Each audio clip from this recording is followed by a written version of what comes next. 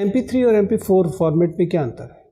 Sir MP3 में हम audio सुन सकते हैं और MP4 में हम वीडियो सुन सकते हैं, देख तो भी उसमें सकते ऑडियो नहीं आता? हैं। ऑडियो भी आता है प्लस वीडियो MP4 में।